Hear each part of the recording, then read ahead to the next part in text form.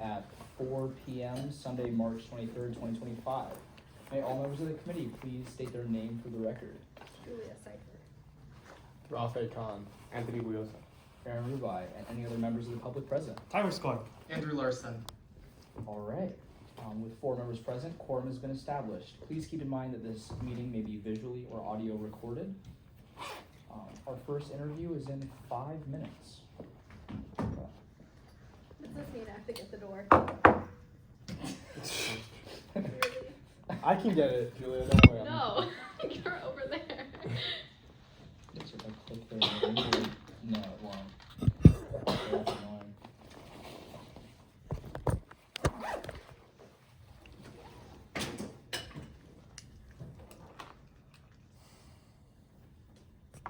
Okay.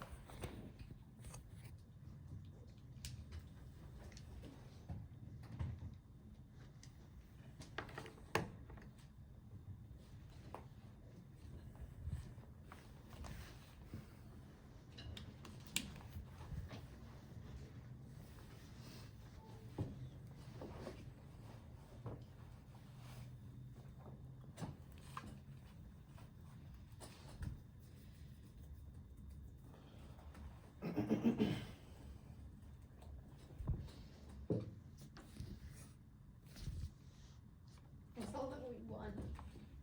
Yes, we did, but Yeah, it wasn't I pretty. also heard not that we pretty. won because they were screaming. Thankfully.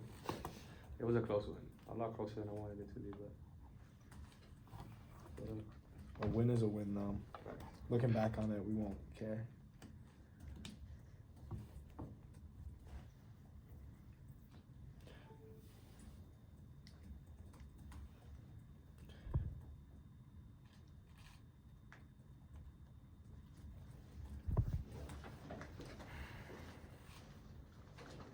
How was your break, Tyler? Good. Yeah? Did you just go home and enjoy time? No, I just stayed here. Oh, there you go. That's nice.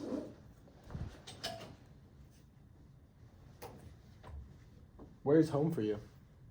Oh, I mean, I stayed here. No, I meant where is home for Oh, Tyler, Texas. you? Okay, there you go. It's like in East Texas. I've never been to Texas before. Do you like it there? Yeah. Is everything bigger in Texas? Or? Yeah. Are you from a big city or like a smaller? It's like 300,000 people. Wow. It's more than that's like 10 times my hometown. Yeah, my home county. Sarasota? Yeah. Yeah? It's only like 30,000 people. For real? Yeah. I thought Sarasota was bigger.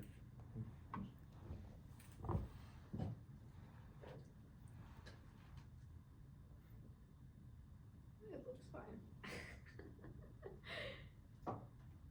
Okay, I lied. Sarasota County is much bigger than I thought. But the city, I was thinking about the city, I guess. Also from Venice, though. You're from Venice? Yeah, look at Venice. Yeah, I don't really care that much, to be honest. Damn. No way. Is that Venice, 254? Italy, dude? Or you sure that's not I do not think that's Venice, Florida. No, Yeah, there you yeah. go. What are the points on Snapchat when you have like the discover and then it's all this random stuff? Like, what is this? 221. Awesome. No bad. I have no idea. I don't really go on Snapchat. This is weird. Yeah, you know, Aaron. I hate Snapchat. Bro, I don't know, remember- bro. In Miami, or at least where I'm from in Miami, no one uses Snapchat. Like, Good for them. absolutely no one. Good for them. Yeah, and then I came to UF and like everybody uses Snapchat here, and it's like what? I don't understand. the I appeal. don't either.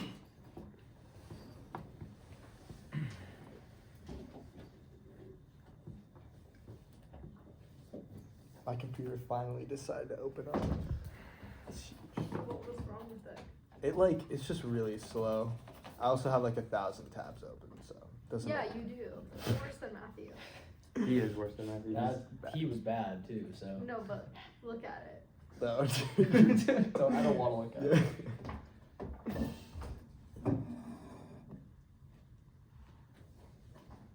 Alright. Okay, it's 4:05. Everyone ready? Yeah. Okay.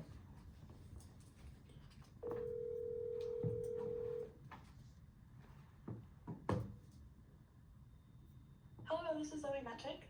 Hey, this is Aaron Rubai calling from the Replacement Agenda Committee. Are you ready for your interview? Yes, I am. Thank you for calling. Of course.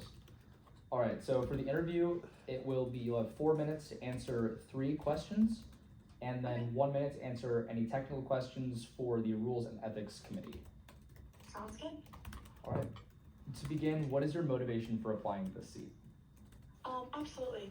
So, I think in general, I was drawn to student government because all of my experiences leading up to this point within student government have taught me so much that I feel like I can't learn in a classroom just about approaching challenges, managing conflicts, and even just about my leadership style.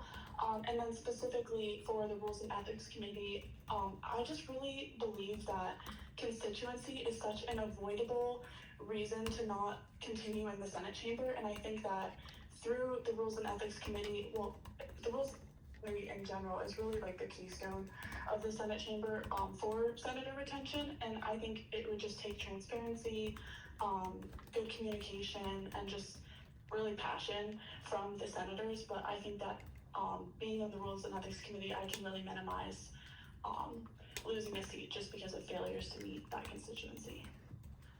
All right, thank you. The next question we have is, what experiences do you have that would make you a good fit for this position? So I actually work as a student researcher through the Breckner Center for Freedom of Information, and what that kind of entails is I'm in charge of holding government workers accountable for freedom of information laws and making sure that there's no inconsistencies in the information that they're allocating to the public, and just really making sure that everyone is being represented. And I think that that directly translates to the Rules and Ethics Committee because at the end of the day, it's all about accountability and holding the senators accountable for what is expected of them in that role. All right, thank you. And the last question we have for you is, what ideas do you have if you were to be selected for this role? Absolutely. So I actually attended the most recent Rules and Ethics meeting, and immediately I noticed that there were several submissions for constituency that just didn't meet what the requirements were. So to kind of combat this, I would build off of what Chairwoman Solaramo has already started, and just because I know she sent out an email just going over like the constituency codes, but I think that we could take it one step further and each semester give a presentation about the specifications for senator constituency, which would help new senators have kind of like a question and answer conversation about their constituency to just really understand what is expected of them. And it could also refresh returning senators, especially after like a break or something. They may forget some of those like nitty-gritty rules. And then also recently the Rules and Ethics Committee collaborated with the Information and Communications Committee, and they built a calendar to include constituency opportunities. And I think we could again take that one step further and include that in the monthly newsletters that are sent out, just to reinforce opportunities that senators may have to hit those requirements. All right, thank you. We're going to move into the Sure. technical questions now.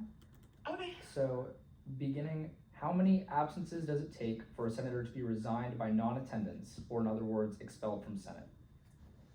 So it's different for fall and spring and then for summer. For fall and spring, it's 3 unexcused absences, and there's also a total of 4 excused and unexcused, so it's either or. So if they have 3 unexcused or 4 combined excused and unexcused. And then summer, it's a little different. It's 2 unexcused absences or a combined 3 of the unexcused and excused absences. All right, thank you. And then our last question, when do absences and constituencies reset for all senators?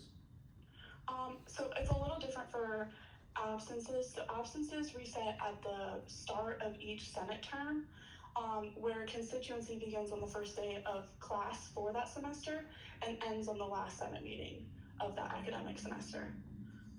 All right, thank you so much. Those are all the questions we have for you. Do you have any for us? Yes, so I guess what would you say is one of the main things that you're looking to improve on with the Rules and Ethics Committee?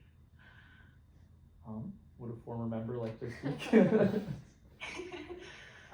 At the end of the day, it's up to the chair how they want to steer their committee, but when I was on the committee, I feel like our main issues were kind of like people submitting not enough information, like you mentioned, also people not meeting their constituency, and also people not knowing how many like absences they were allowed to have. And I believe that the current chair is repairing these issues.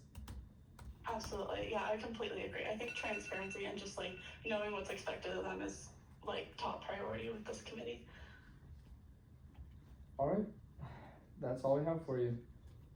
Okay, thank you so much for taking the time to interview me. You guys have a great rest of your day. Of course, you too. Bye-bye. Bye. Alright. We're now in line for Maya Duman. In person? I'm gonna check. I think I saw I her believe outside. I believe in person. I believe in person as well. Is it more appropriate for me to wait outside? I'm happy. You can technically wait in here, but like. Yeah, it's Typically uncommon, outside. but you're welcome to if you'd like. Alright, I'll be out there. Thank you. Alright, sorry. Thanks, all good. Didn't know. Thank you. Maya? Hello.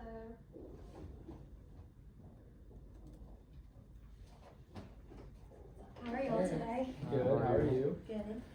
I brought my resume and then a sheet. Who did I give this to? That's her, right?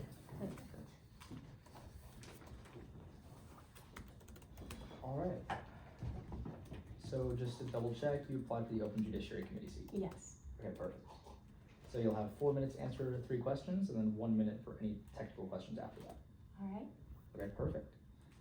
The first question is, what is your motivation for applying to this seat? So when applying to this seat, overall my first goal is to get involved in Senate, and I think applying to committee seats is the way to do that. You're really not going to make an impact in Senate if you sit in the back and you watch other people pass legislation and do things, but you're not really getting involved. And for Judiciary specifically, I think that's the backbone of Senate. Most bills are probably going to go through Judiciary, so being able to understand the clarity, format, how a bill looks, how a bill should be structured is extremely important for any senator. Alright, thank you. The next question is, what experiences do you have that would make you a good fit in this position? So the backbone of Judiciary is legislation, and while I'm a new senator and I haven't passed legislation, I'm currently writing 2 pieces that have taught me what is expected and what is constitutional and legal. For example, I'm currently working on something with a few other senators that has to do with streamlining the TA application process, and I'm also working on something with the Disability Resource Center that involves creating almost a more accessible map for what's accessible and what's not. Along with that, I also have experience writing and judging legislation with Model UN. While it has a very different topic, it's still the same format and it still has the same ideas of following government laws, making sure it's legal and looking correct. Okay, and then the last question, what ideas do you have if you were to be selected for this role? So the main idea I have is right now we have a writing workshop, but it's not every semester, it's not in a timely manner. I want to do a writing workshop specifically for judicial right around the new senator orientation. It could even collab with the new senator orientation, but I think it needs more time than that. And with it, I really want to go into specifics on common issues we see with the legal and constitutional aspect, and have someone from judicial go in and he'd be like, here's what we've seen that is sent in almost every single time that is wrong and we need it fixed before you can send it in. Along with that, I kind of want to do, here's how to make a game plan and here's what a good game plan looks like for creating legislation and sending it in. And then finally, for that workshop, I think it should be addressed what a good presentation looks like and why it's important to come in and present your legislation. Because everyone knows you get 5 minutes of debate, 5 minutes Q&A, 2 minutes final privilege, but a lot of new senators haven't seen what it looks like to do so. And then a smaller idea I have with that is almost an open format submission where people can ask questions to the Judiciary Committee. It's not bringing up concerns or anything like that, but it's asking questions being like, hey, is this legal? Or asking about a decision they made, and then having it come straight from an official format instead of word of mouth. And then this can be utilized by students and senators. So let's say a senator has questions about what they can include in a bill and what they can't. instead of just going onto like Snapchat or text message and messaging people, they should be able to get it in a more official format. Especially with students, I think this would be most important, because if they have like a legal or constitutional question about something that's been done, they shouldn't get it from just going up to a random senator and talking to them. Great, thank you so much. We're gonna move into the technical questions, beginning with, what are the 5 criteria for reviewing all legislation? So there's constitutionality, legality, clarity, format, and implications. Next, what is the procedure for reviewing legislation within the Judiciary Committee? So there's 5 minutes of presentation by a sponsor or author. There's 5 minutes of Q&A by the committee, 5 minutes of debate, and 2 minutes of final privilege. All right, and then our last question, what can the Judiciary Committee move to do to legislation besides amend it? They can pass, postpone, table, or fail it. All right, thank you so much. That's all we have for you. Do you have any questions for us? I do. I have a few about like when you regard a bill as unconstitutional or illegal, but you think it can be amended to a way that it could be passed in the future, how would you go about working with that senator? That's a great question. So typically it's very hard because it would change the sentiment of the bill.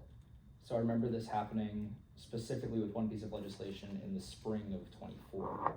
And it went against Florida law to do what the bill entailed. And you couldn't get around that maintaining the same, it was about, I'm not gonna go into it, but it was about either making something optional or mandatory for senators to complete. And having it be mandatory is not allowed by Florida law, so that was totally illegal. But it could be optional. So we, the Judiciary Committee, didn't want to make that amendment without talking to the author first, because that would have changed the entire reasoning behind the bill. It's a significant change.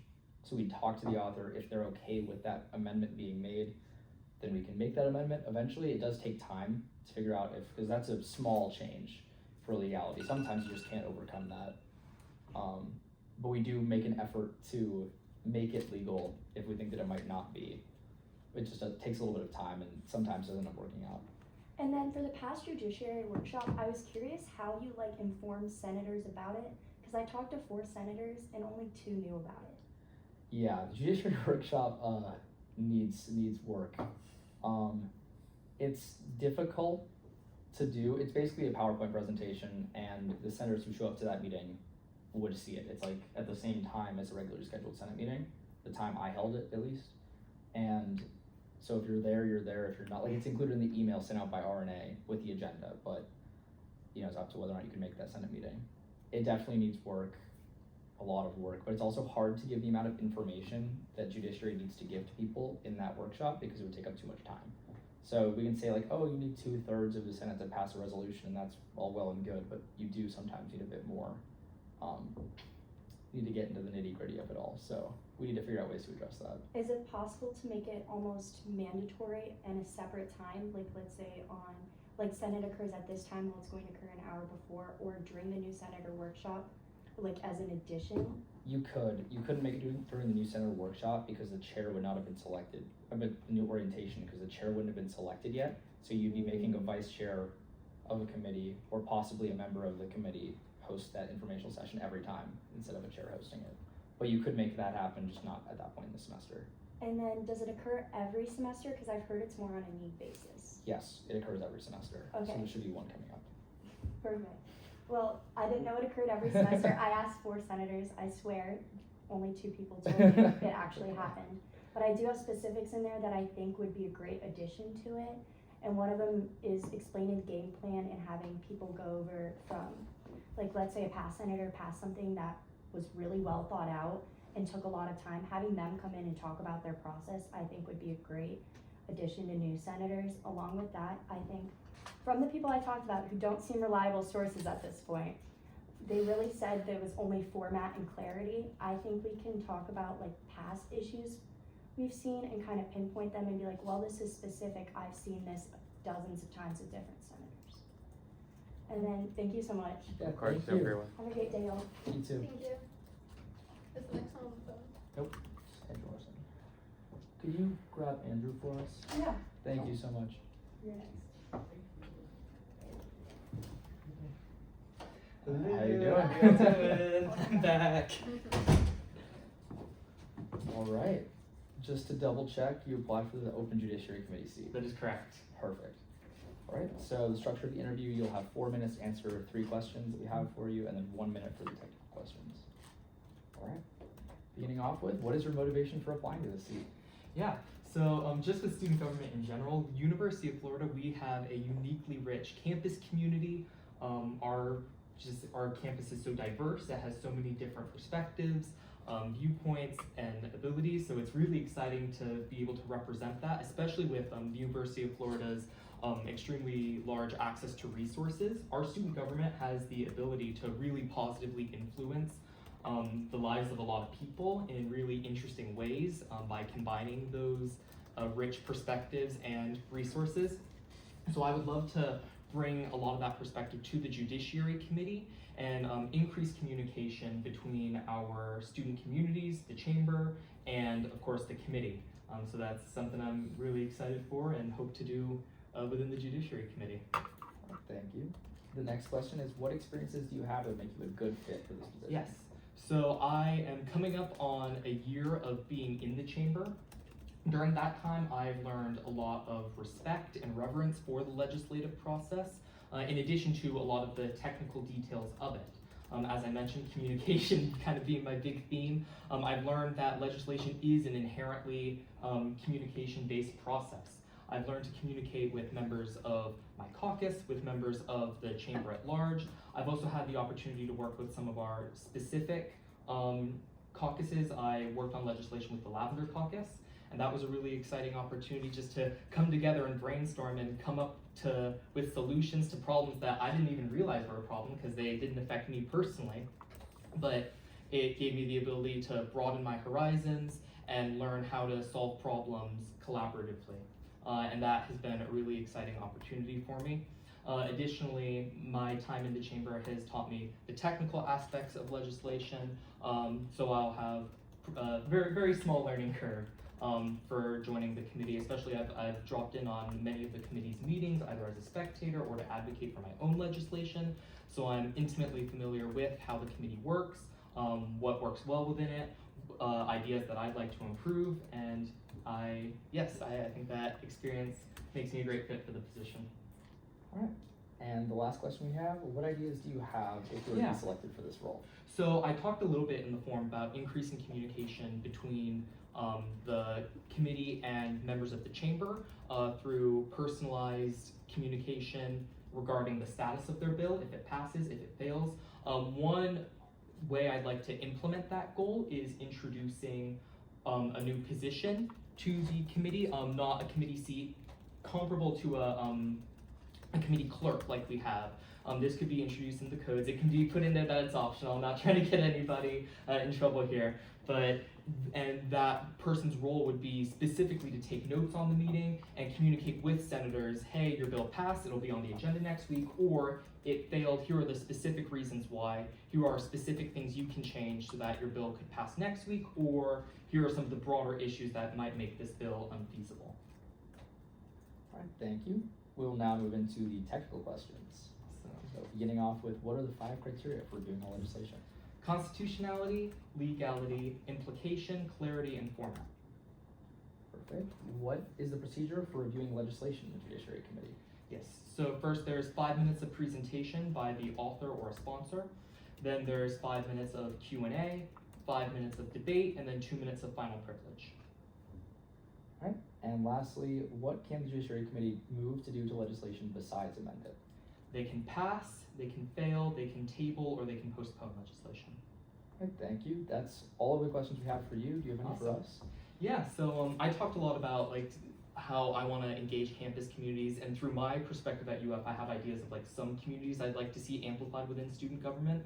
What parts of our campus do you want to see amplified and given voice in student government? Well, I've personally been trying to help out transfer students. I am a transfer student myself, so I've already worked with directors of the scholarship and FAFSA offices to try to gain more scholarships for transfer students. I've worked with different people who work with transfer students in different departments to try to get their voices heard on a bigger impact. Awesome. Cool. All right. Well, thank you all so much. Thank you. Thank you so much for Yeah. coming in today. Have a great day. You too as well. Bye. I like the tie, by the way. Thank you. It's one of my favorites. All right. See you all later. All right, see you. All right, phone interview time. And this is Zachary Wilsonovich.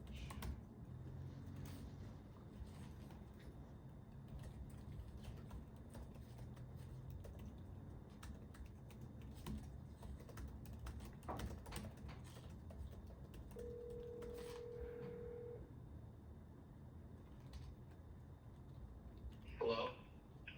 Hey, is this Zachary? Yes. This is Aaron Rubai calling from the Replacement Agenda Committee. Are you ready for your interview today? Yes, I am. Awesome. So the structure of the interview today, you will have 4 minutes to answer 3 questions, and then 1 minute to answer technical questions for the for the Rules and Ethics Committee seat. Okay. Okay. So the first question is, what is your motivation for applying to this seat? So, I would like to be on the Rules and Ethics Committee because I think at its core, keeping order and rules within the Senate is extremely important. The Student Senate, it allocates $24 million of funding. We represent over 60,000 students. It's incredibly important work, and I think it's really important to have a committee who makes sure that the senators that are elected are fulfilling their duty and are properly representing their constituents. All right, thank you. The next question is, what experiences do you have that would make you a good fit for this position? So I think the number one experience that will make me a good fit for Rules and Ethics is being the director of philanthropy for my fraternity. It kind of plays into both the attendance and bylaws or code aspect of Senate as well as the constituency. So in this role, I have to make sure that we follow both our fraternity bylaws as well as IFC bylaws. And just that in itself, I feel like translates well to the committee whose job is to keep order within the Senate. Additionally, playing into the constituency aspect of the committee, part of my role is to identify philanthropies both within UF and beyond that my chapter can participate in. And so far, we've sent brothers to over 10 events hosted by various on-campus orgs. And I think in terms of constituency, I've already started to identify things that brothers could do. I think that would translate really well to the committee. Thank you. The last question we have is, what ideas do you have if you were to be selected for this role? So I have 2 ideas for the Rules and Ethics Committee that I would love to implement. The first would be a way for SG-funded organizations to submit events that they're hosting to the Senate. So we already have the constituency calendar, and it's a great resource for senators to use to find different ways to earn constituency and to get out into the UF community. And so I think a way for SG-funded organizations to submit these events as a way to promote them to the Senate would be really valuable. It would help us form a better calendar, and it would also lead to a better represented student body. The second idea is to develop a sort of Senate accountability dashboard, and it would be a publicly accessible platform, and it would show attendance, voting records, and who sponsored what bill. And ultimately, this would just provide transparency to students who aren't inside the chamber. Obviously, students can come watch, they can come for public comment, but not everyone necessarily can to every meeting. And so I think a well-organized system to keep track of what's going on inside the chamber during Senate meetings would be a really valuable resource to students. And it would also encourage accountability among senators because they are now their actions are being publicly available. All right, thank you. We're now going to move into the technical questions, beginning with how many absences does it take for a senator to be resigned by non-attendance, or in other words, expelled from Senate? So during the fall and spring sessions, it's 3 unexcused absence or confined, 4 excused or unexcused.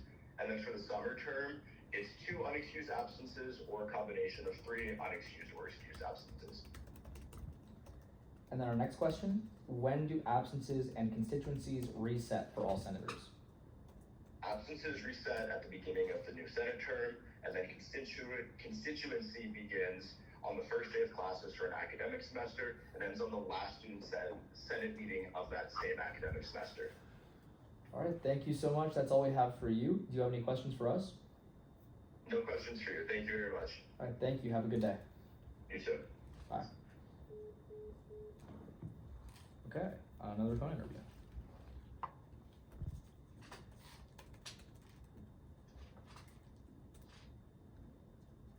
Who's next? This is Robert Gracier. Dracier, got it.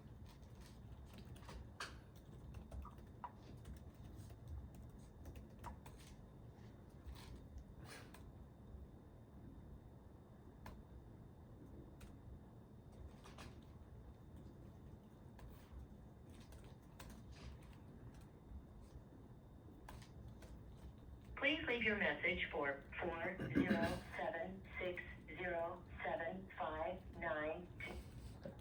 Sorry, I want to make sure that the Ghosted. number's right. Then I realized that it's recording. I probably shouldn't put his phone number on blast. I was about to say. Okay. Try that again.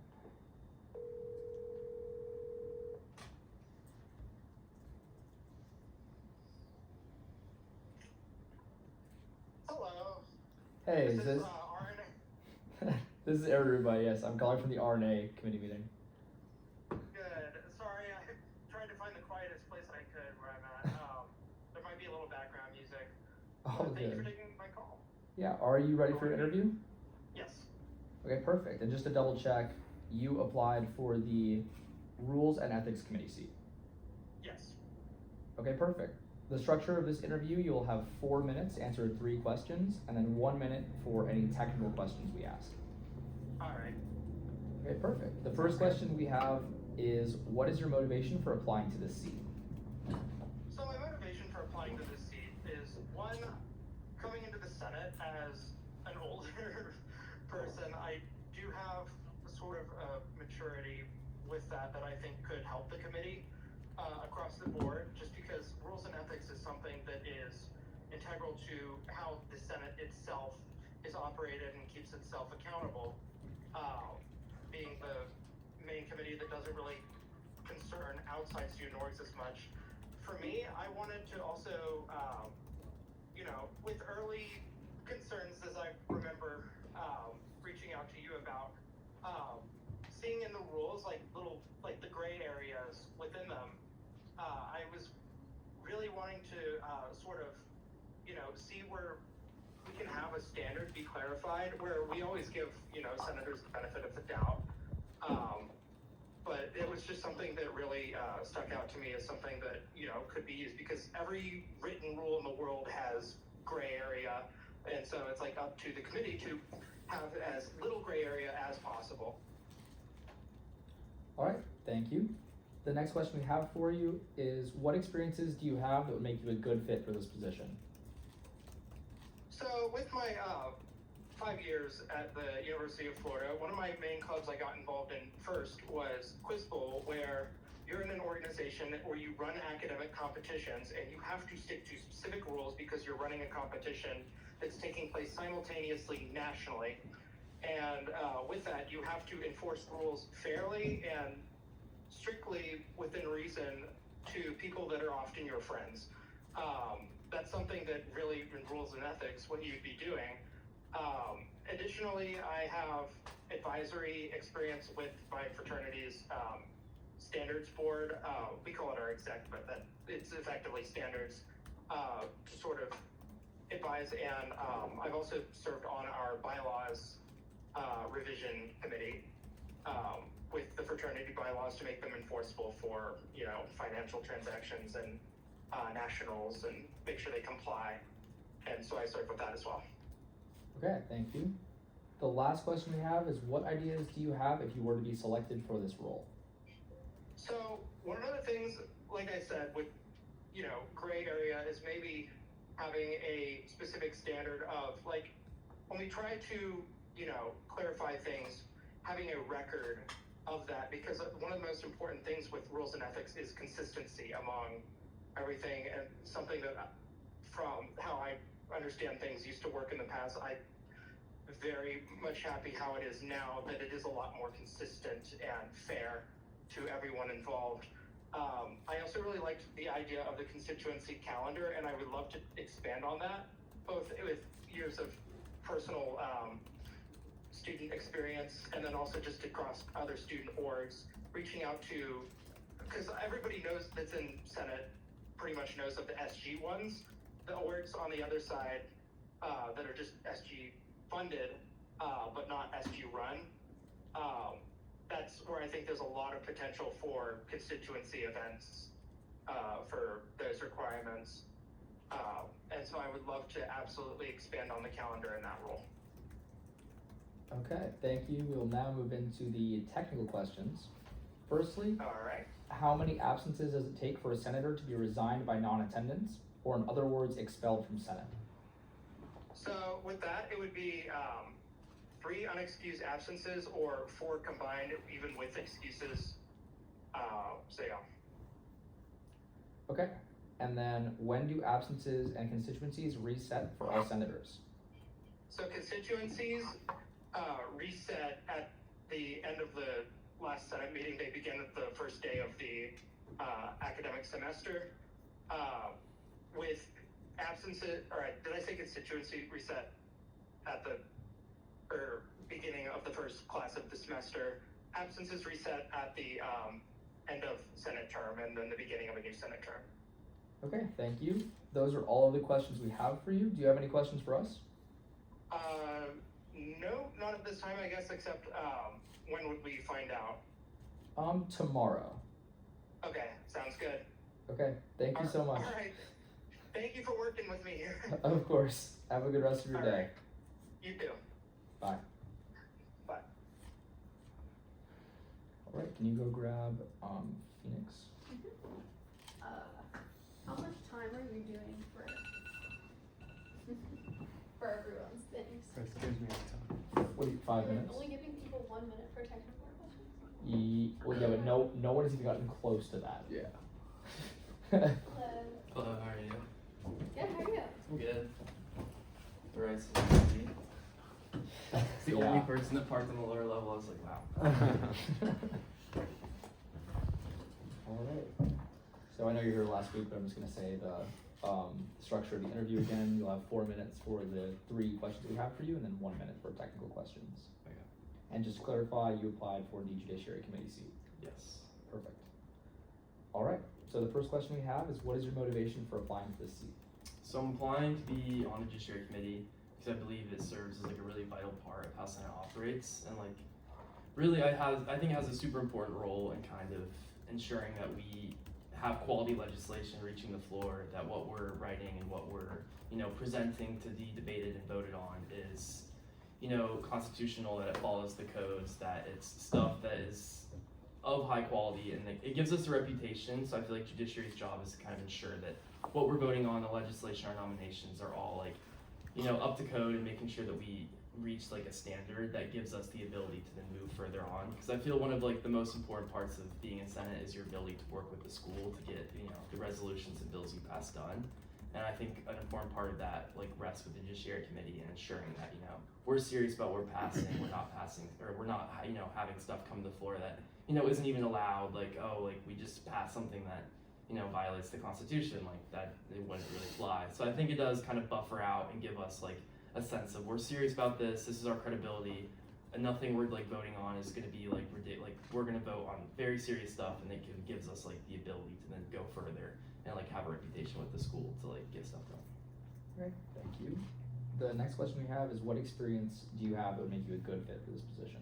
So I feel that I'm a very detail-oriented person, which I think would be beneficial for the Judiciary Committee. Obviously, you have to review a lot of legislation, and it's important to make sure you're not missing something, that a bill gets to the floor, that people are really unclear about what they're voting on, that the wording's messed up, that the format isn't right. There's lots of things that you have to make sure is right for a bill to move forward.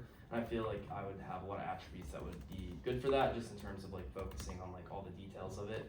Additionally, throughout middle school and high school, I participate in speech and debate, primarily congressional debate, and a lot of very similar to what we do in Senate. We write bills, vote on bills and pass them. So something I think kind of that is applicable through that is there were a lot of times people would, in the later parts of a session, bring up a bill that would violate like the U.S. Constitution. It would violate an amendment of the Constitution, and I think I have a lot of experience kind of reviewing resolutions, reviewing bills that simply just aren't allowed. Like this just doesn't work, and I feel like I would kind of apply to the Judiciary Committee where you know, you're doing it on a committee instead of like in the actual like chamber with like everyone there, but it is very similar. You're looking at a bill and saying like, I'm sorry, like this just doesn't, like there's something that be changed or it just doesn't work at all. And I think I kind of experienced doing that. Additionally, I had a 8-month internship with the state attorney's office. A lot of the stuff I was doing was, you know, just reviewing not bills, but like reviewing orders, emails, just all sorts of documents, kind of making sure there were no clarity issues, making sure there were no like mistakes with the format, mistakes with like wording, spelling, kind of all those things. So I do feel I have a lot of experience kind of just in the review process of what like the Judiciary Committee would do, and I think that would be applicable to kind of like my experience and how it is to give back. Thank you. The last question we have is, what ideas do you have if you were to be selected for this role? So obviously I'm still a new senator, so I'm not entirely sure on like if this would be able to be implemented, but an idea that I kind of thought of and looked at was, obviously there's been like discussion of how we can be more like transparent with what the committees are doing, how there can be less like, you know, more clarity to what goes on. And obviously right now, like the committee will submit the minutes. It'll show like who's there, like the bill, like SSB, whatever, and kind of like if it's amended, passed, failed, all those things.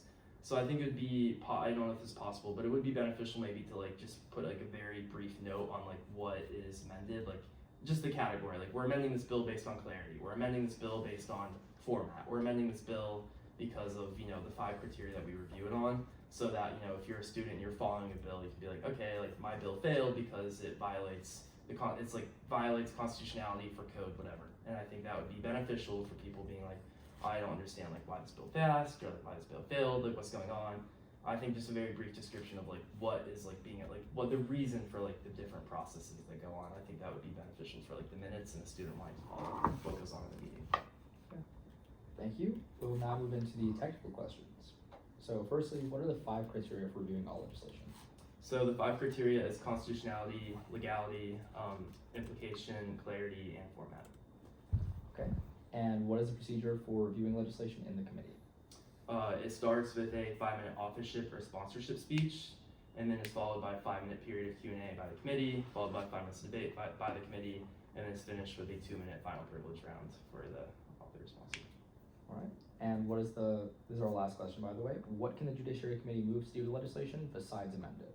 It can pass it, fail it, or table it, or postpone it. Yep. Thank you. That's all we have for you. Do you have any questions for us? No, I don't think so. All right. All right. Thank you so much. Thank you. You want me to tell By you? chance, could you grab Burton? Yeah. Yep. Okay. Thank you.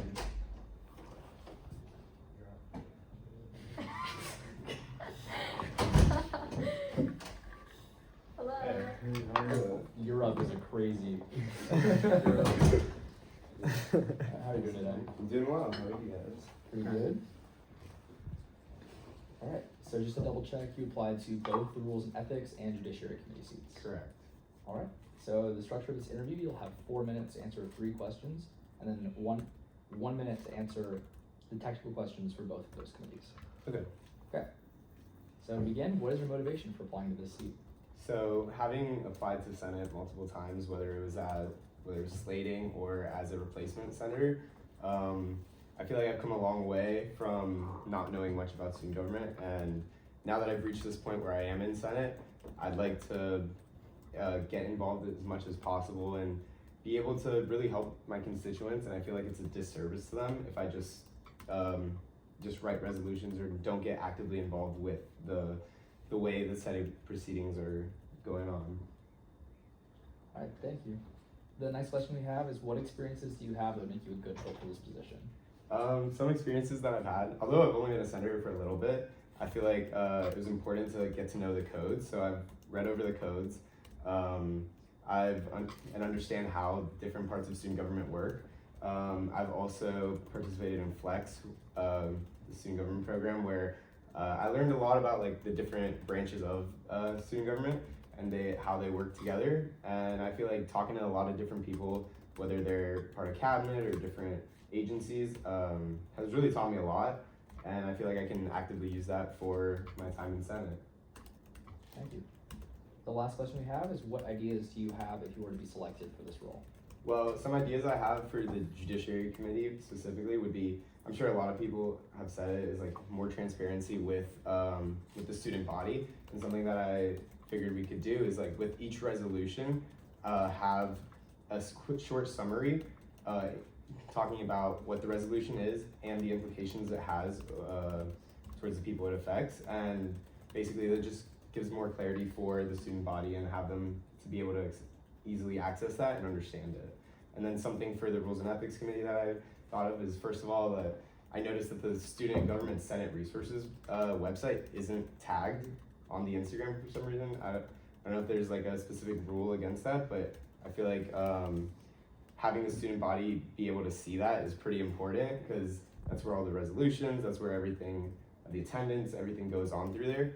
And something else that I wanted to do is somehow let senators know, whether it's through Instagram or like having a tag on your Instagram to the Excel sheet of the attendance, because I believe the student body should also know of which senators are going and which aren't, to hold them accountable to what they do. Perfect. Thank you so much. We're now going to move into the technical questions, starting with Judiciary. Okay. What are the 5 criteria for reviewing all legislation? So you need to make sure that they follow the UF Constitution. They have to be, clarity is important, because you have to have everyone understand implications of what the resolution affects. Format, gotta follow the format, and legality under Alachua County law. All right. What is the procedure for reviewing legislation in the Judiciary Committee? So there's 5 minutes for a presentation, 5-minute Q&A, 5 minutes for debate, and 2 minutes for final privilege. And then the last question for Judiciary, what can the Judiciary Committee move to do to legislation besides amend it? So you can pass it, you can table it, you can fail it, or you can postpone it. All right. Now we're going to move into the rules and ethics questions. How many absences does it take for a senator to be resigned by non-attendance, or in other words, expelled from Senate? So for spring and fall, it is 3 unexcused or 4 combined unexcused and excused absences. For summer, it's 2 unexcused and then 3 combined unexcused and excused. And the last question for rules and ethics, when do absences and constituencies reset for all senators? So absences reset at the beginning of your term, and then constituencies is at the first day of classes and ends on your last Senate meeting. All right, thank you so much. That's all we have for you. Do you have any questions for us? I do not. Thank you. All right, thank you so much for coming in today. Have a good one. Have a good one. All right, and now You too, Scar. Have a good one. Thank you. we now have a phone interview. All right.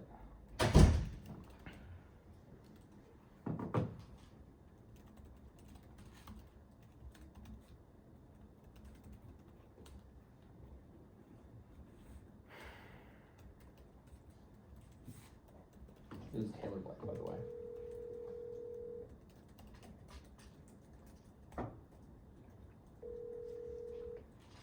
Hello. Hey, is this Taylor? Yes, it is. This is Aaron Rubai. I'm calling on behalf of the Replacement and Agenda Committee. Are you ready for your interview today? I am. Thank you. All right. And just to clarify, you applied to both the Rules and Ethics Committee as well as the Judiciary Committee. Yes. Okay. So the structure of this interview, you will have 4 minutes to answer 3 questions we have, and then 1 minute to answer the technical questions for both the Judiciary and Rules and Ethics Committees. All right. Okay. Starting off with, what is your motivation for applying to this seat? I've always been interested in student government and the legislative branch specifically. Ever since I joined, or ever since I entered University of Florida and entered this position, so I feel like I'll be able to expand my ability to serve the student body and serve the student senate as a whole. By being on both the Rules and Ethics Committee or the Judiciary Committee, I believe that my experience will allow myself to oversee ethical conduct as well as the judiciary process in a fulfilling way. And I just want to ensure that both committees contribute to maintaining the credibility and effectiveness of student government and Senate as a whole. Okay, thank you. The next question we have is, what experiences do you have that would make you a good fit for this position? I believe that I've had a lot of experience in leadership, accountability, and organizational management as a whole. So specifically for Rules and Ethics Committee, I've developed a strong attention to detail, for oversight skills and reviewing absences and consistent recommendations for the Senate. This can be seen through my experience in the Black Student Union as well as my own organization that I've been able to cultivate over the years. And for the Judiciary Committee, I've had some experience with working on policy initiatives and managing assets and their impact to the specific organizations. Again, through BSU and Freshman Leadership Council, I've been able to really hone those skills and work on community outreach and it allowing me to engage with diverse perspectives within a broad range of constituents. Okay, thank you. And the last question we have, what ideas do you have if you were to be selected for this role? Okay, so for the Rules and Ethics Committee, one idea I would love to implement is creating a clear, accessible code of conduct for all the members of student government. Just a way to outline all the expectations for ethical behavior, just kind of in one list in one area, so people are able to access that at any time. I'd also like to propose regular ethics trainings or workshops for elected officials, so the ethical guidelines could apply to them in their roles. And finally, I would love to encourage open discussions about ethical challenges that the student government faces, allowing for a more collaborative approach to the overall integrity of Senate. And then for the Judiciary Committee, I'd love to establish a transparent process where students can submit feedback or concerns about pending legislation.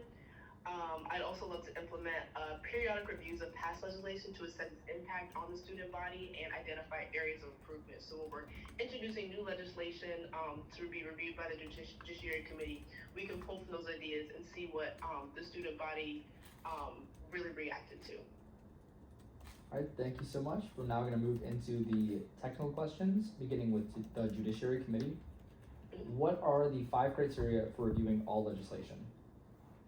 5 criteria are constitutionality, implication, legality, format, and clarity. Okay, thank you. What is the procedure for reviewing legislation in the Judiciary Committee?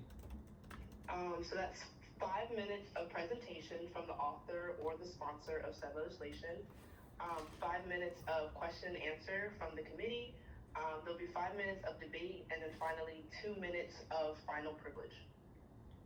And lastly, what can the Judiciary Committee move to do to legislation besides amend it? The Judiciary Committee is able to pass, postpone, table, or fail a bill. All right, we'll now move into the rules and ethics questions, starting with how many absences does it take for a senator to be resigned by non-attendance, or in other words, expelled from Senate? Okay, so in the fall and the spring semester, you're able to have 3 unexcused absences or a combination of 4 excused or unexcused absences. And then in the summer, it's 2 unexcused absences or a combination of 3 excused or unexcused. Okay, and then the last question we have is when do absences and constituencies reset for all senators? Okay, absences reset at the beginning of new Senate terms, and the constituency starts on the first day of classes for an academic semester and ends on the last Senate meeting of that same semester. All right, thank you so much. That's all we have for you. Do you have any questions for us? I do not, but thank you so much for this interview, and I'll see you on Tuesday. Sounds good. Have a good rest of your day. You as well. Bye. Okay, and another phone interview. This one for Alexander Dill.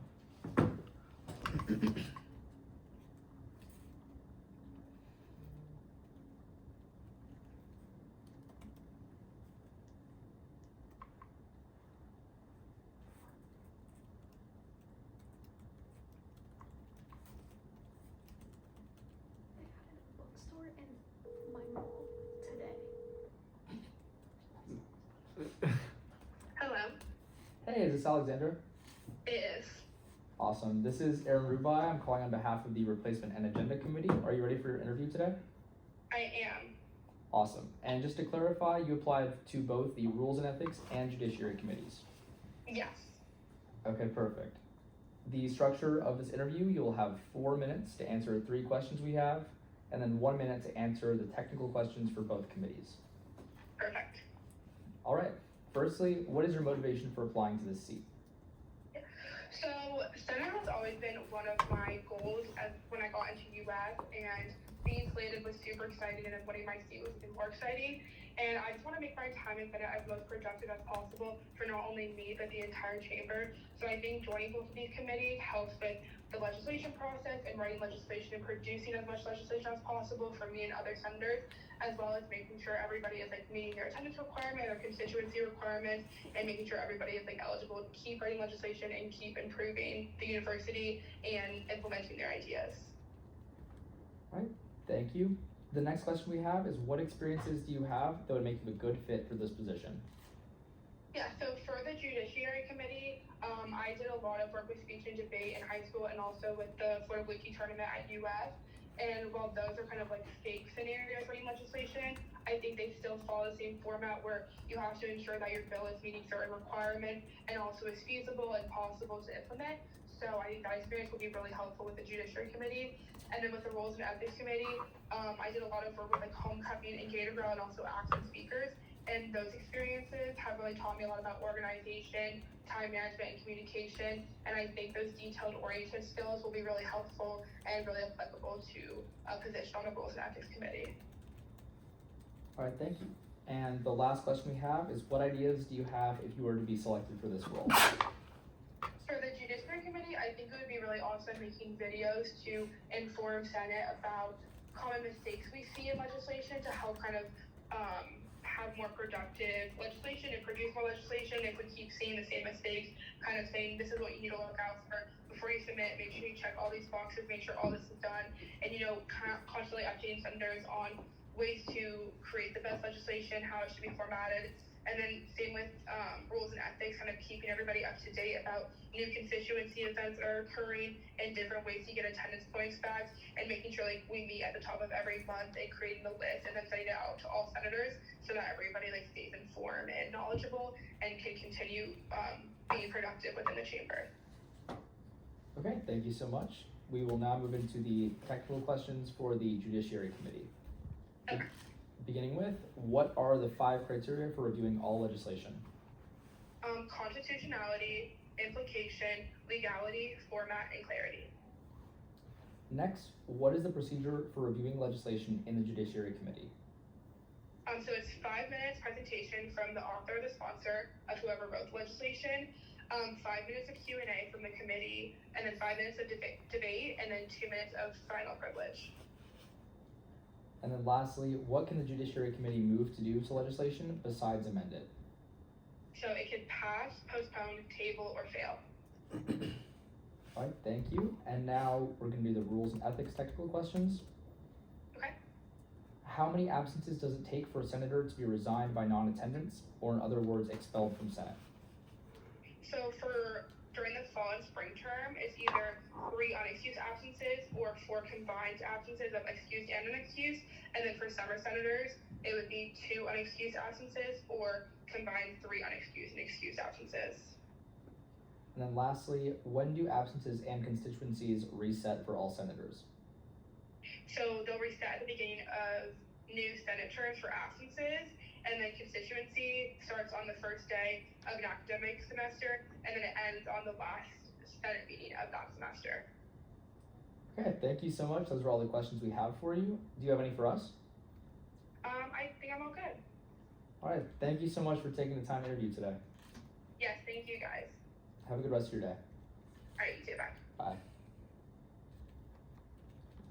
All right, another phone interview, I believe. This is Anjani Sharma. And we're like only 3 minutes off, that's crazy.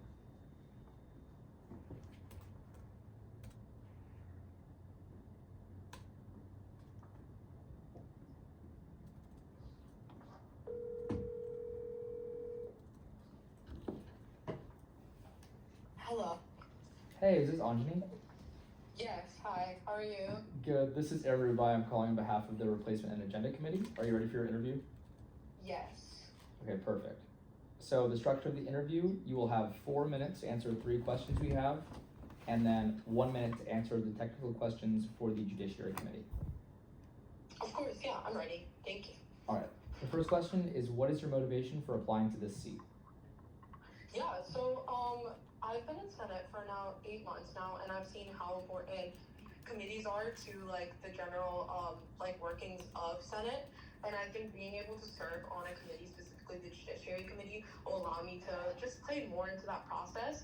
I've authored and sponsored resolutions that address key student concerns, and I've taken these resolutions through the legislative process, even presenting to the Judiciary Committee, and I've witnessed how important it is, and the structure of where these committee members view this legislations that are so important to student life and on campus. And basically my main motivation is just to play a part in that and just have more involvement is as a senator and make more impactful resolutions come to life, I guess. Yeah. Thank you. The second question we have is, what experiences do you have that make you a good fit for this position? Yeah, so like I said, I've been a senator for 8 months, and I've written quite a few resolution pieces, so I know how legislation works. I took time to learn the process when there was times where I didn't know how to do it, so I learned from some people who are older than me and some more senior senators on actually how to do that. And I think that experience in itself is very important because by trial and mistake, I was able to see what was wrong with the legislation that I wrote and then go and fix it and try to perfect it to the standards of the Judiciary Committee. I've also served leadership positions in Senate already. As the mental health ad hoc co-chair, I know how to work in a committee. I know how to not only lead a committee, but also how to work with 9 other people and make sure that we have impactful things done. And then an experience outside, I lead my own nonprofit, which makes me more competent when it comes to leadership skills, and then also reviewing critical legislation pieces, because one of the major parts of my nonprofit is advocating for mental health policies, which we both do on a state and federal level. So, having this UF experience and outside experience just makes me seek legislation, makes me work in a committee in a very unique way, and I think that's important. And having a diverse committee, especially in the Judiciary Committee, is extremely important to make sure that bills are represented across students at UF. So yeah. All right, thank you. The last question we have is, what ideas do you have if you were to be selected for this role? Yeah, so I think I want to focus on efficiency and transparency. So I think a key initiative would be a legislative impact review. So this is tracking the implementation and effectiveness of resolutions so we can improve. I think something that's very important about Judiciary is, yes, we're doing code changes and we're passing other things that could be down from the executive branch, but a lot of times senators write a lot of great resolutions. But often it's only the senator and the sponsors and then people who senators who read the Judiciary email on what's in the bracket. I think it's very important to have these policies pass and then also have a follow through, because this will help identify gaps and refine legislation. So just making sure that we follow through and we follow up on what resolutions are being passed, because some of these resolutions are very important to campus life and they deserve to be heard, a month ahead, and also, continue to talk about it. A lot of times we're doing proclamations for a day, or we're doing something to advocating for this.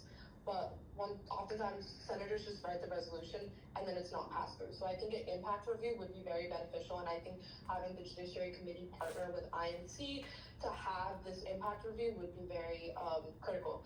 I also want to make sure that there is just more workshops. I know the past chairman did a really great job at my caucus meeting explaining how to write legislation. So I think it's really important to have more of these workshops to ensure that new senators, to ensure that people know how it works. Unfortunately, I'm sorry, that is your time. Thank you. Okay, though. thank you. Thank you. All right, and now we're gonna move into the technical questions. Okay. All right, so firstly, what are the 5 criteria for reviewing all legislation? Yeah, so constitutionality, implication, legality, format, and clarity. Thank you. The next question is, what is the procedure for reviewing legislation within the Judiciary Committee?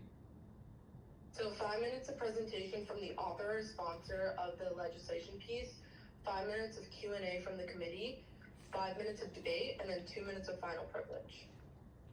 I thank you. And then the last question we have is, what can the Judiciary Committee move to do to legislation besides amend it? So pass, postpone, fail, or table.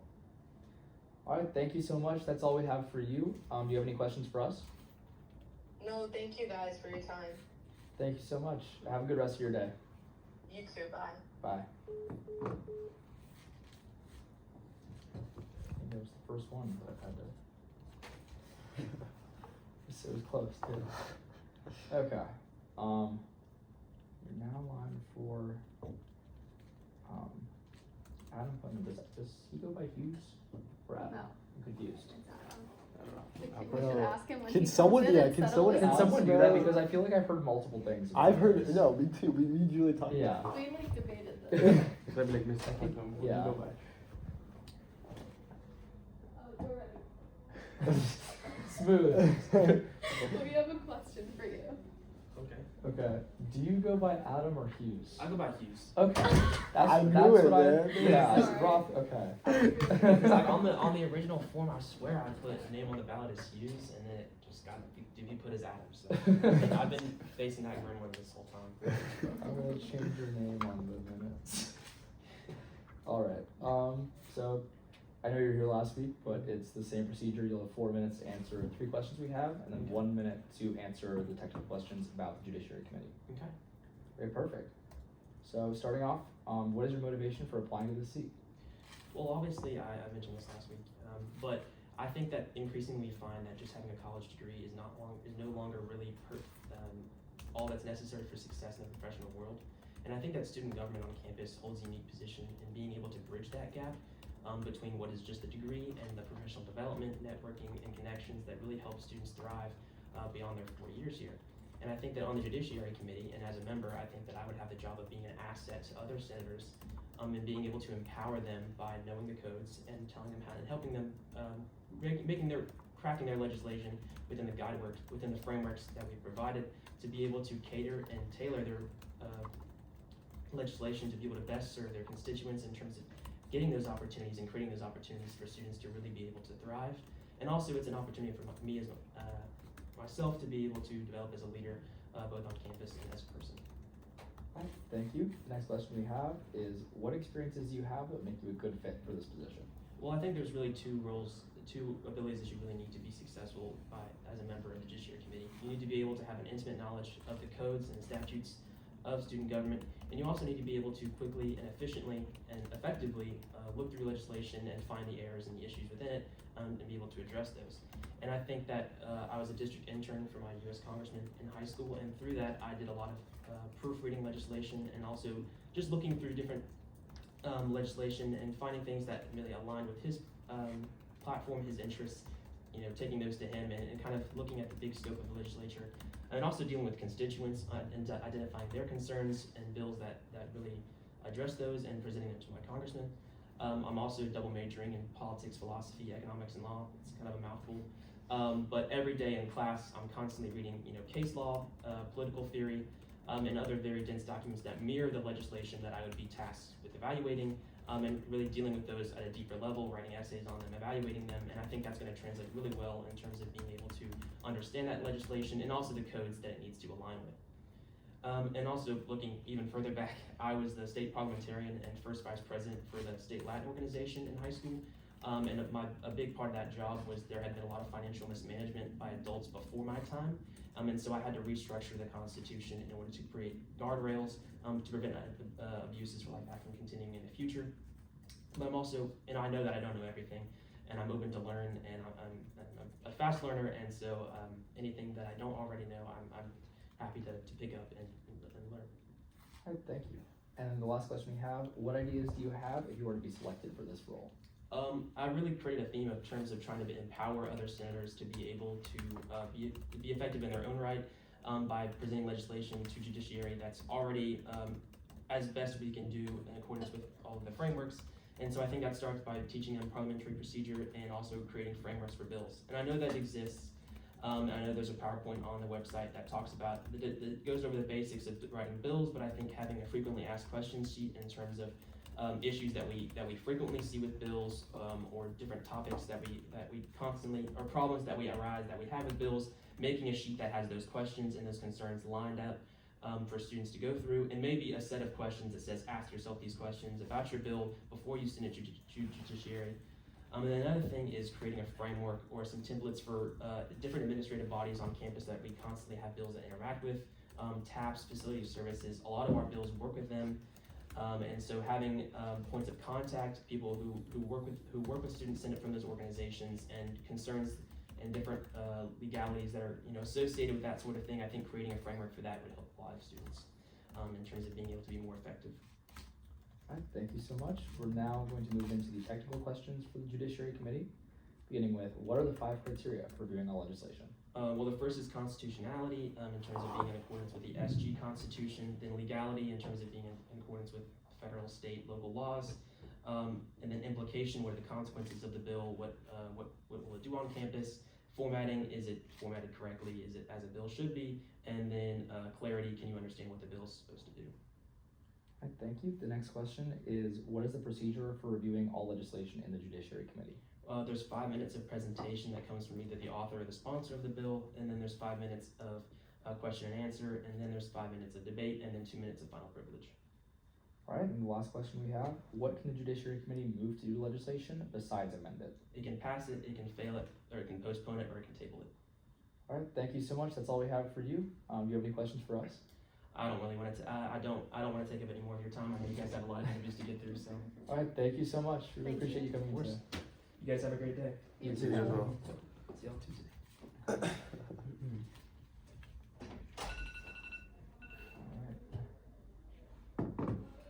Okay, we have 4 minutes.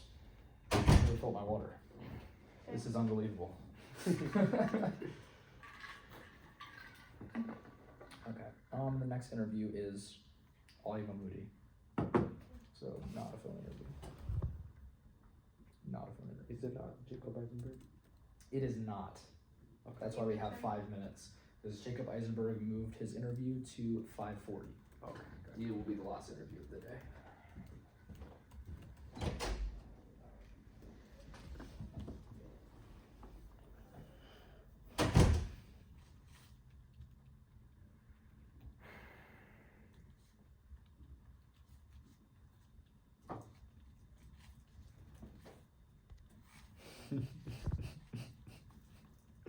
Wait, who was the senator that gave that poetry speech? Was that Warren Cornell? Yes. Yeah. I just saw him post on his story and I started dying laughing. You remembered the? Yes. But that was actually the funniest thing I've ever heard in my life, bro. What do you even call that? Like a helm or something? What is that called? Like. Fable. Yeah.